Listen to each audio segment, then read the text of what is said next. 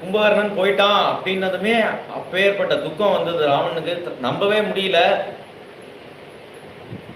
இப்ப இந்திரஜித்தை அனுப்புறான்.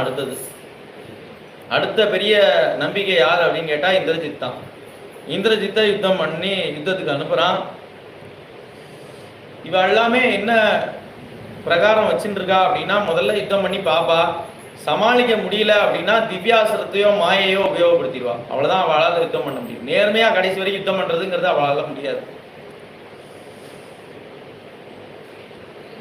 ரொம்ப ஆச்சரியமா யுத்தம் நடக்கிறது லக்ஷ்மணரோட. எல்லா அஸ்திரத்துக்கும் பிரதி அஸ்திரம் போடுறார், சமாளிக்க முடியல.